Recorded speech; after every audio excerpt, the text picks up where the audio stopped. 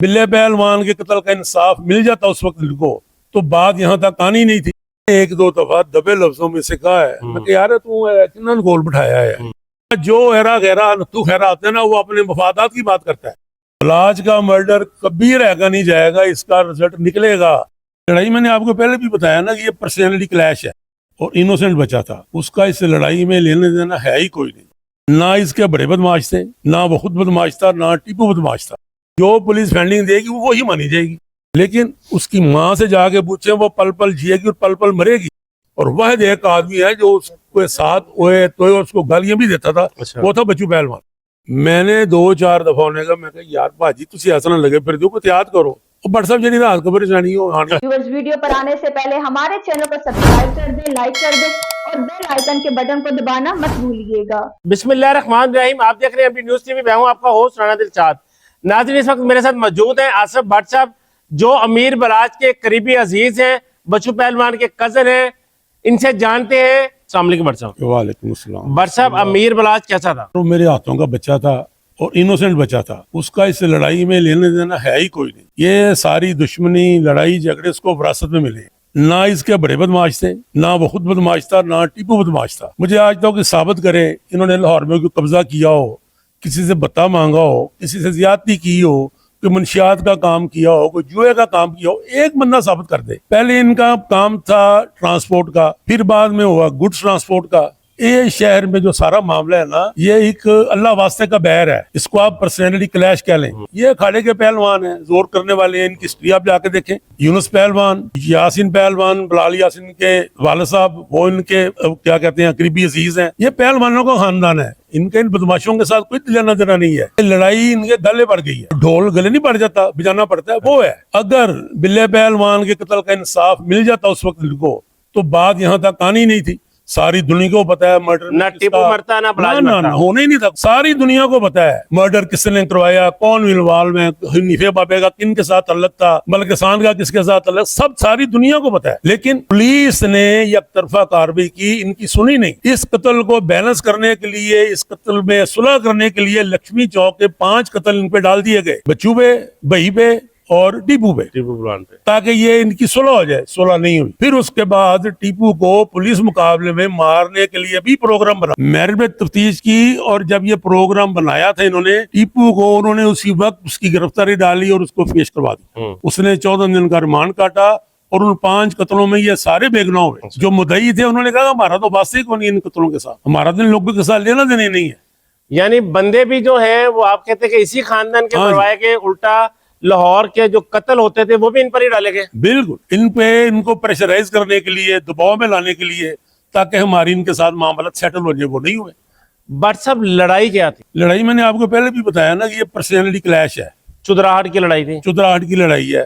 ये जो खानदान है ना ट्रकों वाला, ये आज के रईस नहीं है, ये हिंदुस्तान पाकिस्तान बनने के पहले से रईस है। और इन्हीं जगह पे, इन्हीं के अड्डे पे बैठ के ये सारे फैसले लाहौर के हुआ करते थे, जिनके चश्मदीद गवाह हैं मलिक सील साहब के वाले साहब, टोपी पहलवान साहब, और वो उन फैसलों में शरीक होते थे। लाहौर के जो भी बड़े फैसले होते थे इसी जगह पे बैठ के होते थे। देखिए जी, वो खानदान आज भी जो है ना वो टोपी पहलवान की तारीफ करता है। जब इनका नाम आया है तो उन्होंने मुझे कहा यार तेरा नाम क्यों आ गया बजा, मैंने यकीन ही नहीं किया। उन्होंने की लेना देना। अच्छा। वेल विशर ने, दुआ गो ने, खैर खां ने, हर तरह। और बाकी रह गई बलाज की बात। मैं हल्फन कसमन कहता हूँ वो इनोसेंट बच्चा था। जब भी मैं मिला उससे हंसता हुआ मुझे मिला है। टीपू का मर्डर हुआ, बिल्ले पहलवान का मर्डर हुआ, रिजल्ट कोई नहीं निकला। बलाज का मर्डर कभी रहकर नहीं जाएगा, इसका रिजल्ट निकलेगा, इंसाफ होगा, लोगों को नजर आएगा कि इंसाफ हो रहा है। अब ये पुलिस जो है ना 90 वाली पुलिस नहीं है, पुलिस में अच्छे लोग हैं। जदीद दौर है, टेक्नोलॉजी आ गई है, पुलिस में ईमानदार लोग आ गए हैं जो मेरिट में फैसले करते हैं। इमरान किश्वर साहब ने ऑन एयर आगे उन्होंने कहा कि फलां बंदे इसमें इन्वॉल्व है, साबित हो गया। अब और उसमें क्या रहेगा। लेकिन टीवी भट्ट का गुज़िश्ता रोज एक वीडियो आता है जिसमें वो कहता है कि जी मेरा इस कत्ल से तल्लक कोई नहीं है। देखें ये जो होते हैं ना वीडियो बयानात, इनकी कानूनी हैसियत कोई नहीं है। कानूनी हैसियत वही है जब आप शामिल तफ्तीश होती हैं, जो पुलिस फंडिंग देगी वो ही मानी जाएगी। अब यहाँ जहां तक सवाल ये है कि कौन गुनाहगार है, कौन गुनाहगार नहीं है, ये अल्लाह को पता है। इतना बड़ा तगड़ा आदमी हो, जो मर्जी हो, बलाज का कत्ल रहेगा नहीं जाएगा, किसी सूरत रहेगा नहीं जाएगा। तीफी बाट ने अपने एक वीडियो बयान में कहा है कि मेरी बलाज के साथ सुलह वाले मामला चल रहे थे, हम 1.5 साल तक आपस में टेलीफोन पर राब्ते में भी रहे। बट साहब फिर ऐसी, चूंकि आप घर के आदमी हैं, कौन सी ऐसी चीज, कौन से ऐसे अवाइल, कौन से ऐसे लोग, कौन से ऐसे एलिमेंट जो था वो जो ये सुलह नहीं होना देना चाहता था, और सुलह जो थी वो जो सीज फायर था वो सब खत्म होगी बात। देखें, जहां तक है ना सुलह का ताल्लुक जो नहीं हो सकी, वो सिर्फ इसलिए नहीं हो सकी कि दोनों तरफ जो लोग बैठने वाले हैं ना मफाद परस्त, उनके अपने अपने मफादात वाबस्ता हैं। अगर दोनों घराने एक हो जाएं तो फिर उनके मफादात तो खत्म हो गए ना। अब जो बंदा अपने कमरे में बैठा है, बाहर निकला ही नहीं, उसको पता ही नहीं कि बाहर क्या हो रहा है। जो किसी ने आके बताना है उसने उसी में यकीन करना है। एक तो उनको खौफ होता है जिंदगी का, दूसरा जो हैरा गहरा नत्थू खैरा आते हैं ना वो अपने मफादात की बात करता है। और जी तानों ने कह दिया जो ताड़ा चेंज होता जे भैया ताड़े नाल हो जाना जी, होता कुछ भी नहीं। अब बलाज reality कोई नहीं है। ग्राउंड रियलिटी कोई नहीं है। अब बलाज अपने तौर पे सारे किस्से खत्म करके बैठा हुआ था ही नहीं वो लड़ाई झगड़े वाला बंदा। वो खुलेआम फिरता था यारों दोस्तों के साथ। किसी भी बंदे को कम ज़र्फ और कम नस्ल लोग को अपने पास नहीं बिठाना चाहिए। बदफितरत को अपने पास मत बिठाएं। 14 साल पहले जब टीपू पहलवान को कत्ल कर दिया जाता है तो एहसन शाह बलाज के करीब होता है। अब वही एहसन शाह आस्तीन का सांप साबित हुआ। देखें, जब बिल्ला पहलवान कत्ल हुआ ना, तो बिल्ले पहलवान के कत्ल के 14 या 14.5 साल बाद टीपू का मर्डर हुआ है। ऐसी है। ठीक है जी। जब टीपू का मर्डर हुआ है, बलाज उस वक्त मेरा ख्याल है आई थिंक 15-16 साल का होगा। ठीक है जी। 15-16 साल के बच्चे को जब ये सारा मामला फेस करना पड़ेगा, उसकी सोच क्या होगी, उसकी थिंकिंग क्या होगी। बलाज मर गया, उसने वापस नहीं आना, लेकिन उसकी माँ से जाके पूछे, वो पल पल जिएगी और पल पल मरेगी। उसकी बीवी से जाके पूछे, उसके ससुर से जाके पूछे, उसके दादू से जाके पूछे, उसके भाइयों से जाके पूछे। लोग कमाते हैं, फातिहा की दुआ की, चले गए। बट साहब ससुर भी टूट गया है। मैं कहता हूं वो जी बात नहीं होती उनसे। उसकी कमर टूट गई है।